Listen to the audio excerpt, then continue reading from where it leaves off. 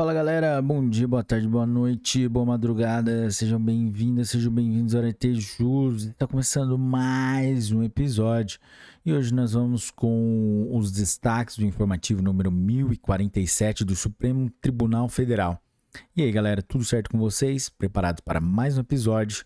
Galera, não se esqueça de deixar o seu like, se inscrever no canal, ativar o sininho para receber as notificações, compartilhar com seus melhores amigos, acessar nossas outras plataformas como o Deezer, Apple Podcasts, Spotify e outras plataformas.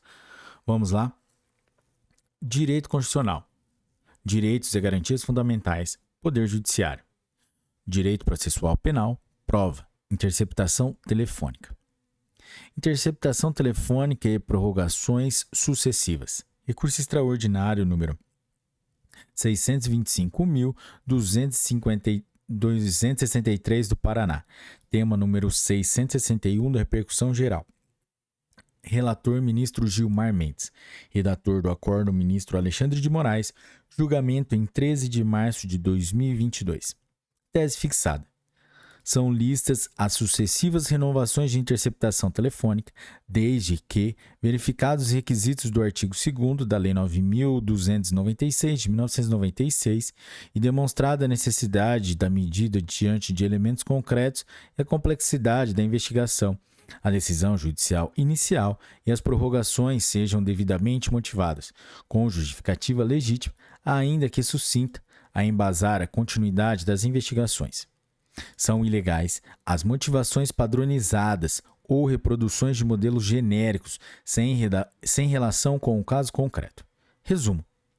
A interceptação telefônica pode ser renovada sucessivamente se a decisão judicial inicial e as prorrogações forem fundamentadas, com justificativa legítima, mesmo que sucinta, a embasar a continuidade das investigações.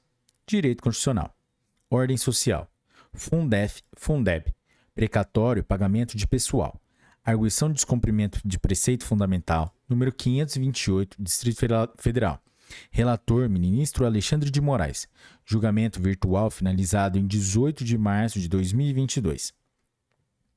O caráter extraordinário dos valores de complementação do Fundeb, pagos pela União aos estados e aos municípios, por força de condenação judicial, justifica o afastamento da subvinculação prevista nos artigos 60, inciso 12 do ADCT e 22 da Lei 11.949 de 2007. É inconstitucional o pagamento de honorários advocatícios contratuais com recursos destinados ao Fundeb, o que representaria indevido desvio de verbas constitucionalmente vinculadas à educação. Direito da saúde. Vigilância sanitária e epidemiológica. Covid-19. Observância das decisões proferidas pelo Supremo Tribunal Federal em relação à obrigatoriedade da vacinação. Arguição de descumprimento de preceito fundamental, número 754. Relator, ministro Ricardo Lewandowski. Julgamento virtual finalizado em 18 de março de 2022. As notas técnicas objeto de análise, ao disseminarem informações matizadas pela dubiedade e ambivalência no concernente à compulsoriedade da imunização, podem desinformar a população, desestimulando a vacinação contra o Covid-19. É vedado ao governo federal a utilização do canal de denúncias Disque 100 do Ministério da Mulher, da Família e dos Direitos Humanos, MMFDH, para recebimento de queixas relacionadas à vacinação contra a Covid-19, bem como para o recebimento de queixas relacionadas a restrições de direitos considerados legítimas pelo STF. Direito tributário, contribuições sociais, PIS e COFINS, parcela não dedutível da base de cálculo, recurso extraordinário número 1.049.811 de Sergipe. Tema 1024 da repercussão geral. Relator, ministro Marco Aurélio. Redator do acordo, ministro Alexandre de Moraes. Julgamento virtual finalizado em 18 de março de 2022. É constitucional norma estadual que prevê a possibilidade da lavratura de termos circunstanciados pela Polícia Militar e pelo Corpo de Bombeiros Militar. Direito tributário. Direito administrativo. Contratos administrativos. Caracterização das entidades religiosas como instituições de assistência social para fins da imunidade tributária. Recurso extraordinário número 630.790 de São Paulo. Tema 336 do Repercussão Geral. Relator, ministro Roberto Barroso. Julgamento virtual finalizado em 18 de março de 2022. Tese fixada. As entidades religiosas podem se caracterizar como instituições de assistência social a fim de se beneficiarem da imunidade tributária prevista no artigo 150, inciso 6, a linha C da Constituição, que abrangerá não só os impostos sobre o seu patrimônio, renda e serviços, mas também os impostos sobre a importação de bens a serem utilizados na consecução de seus objetivos estatutários. Resumo.